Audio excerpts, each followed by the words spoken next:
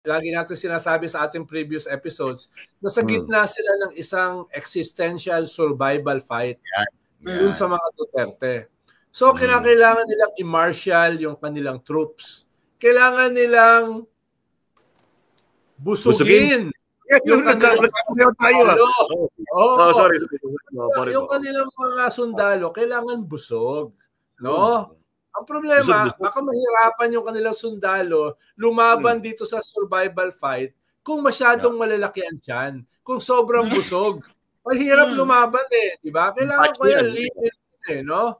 So, duda ako na itong mga benepisyo na ito, itong mga kayamanan na ito, itong mga resources na ito ay ibibito ng presidente.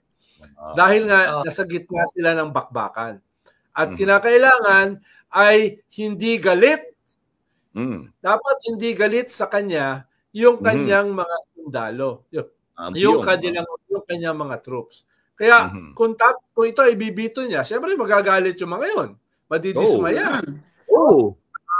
Kaya yung loyalty sa kanya baka mabawasan. Diba? Baka mabawasan.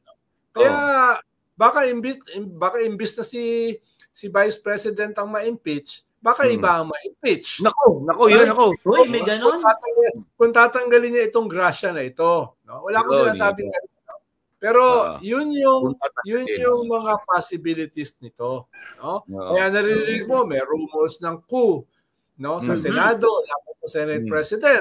No? May mga rumors ng coup laban sa Speaker. Ito ay pino-float, no? Para malaman nitong mga leaders ng Kongreso at saka Senado, sila ay vulnerable.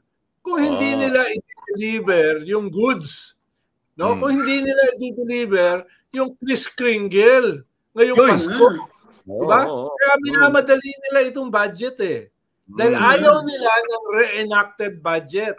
Ayaw nila na ibabalik yung budget last year. Dahil election year ngayon eh. Election year, tapos re-enacted budget.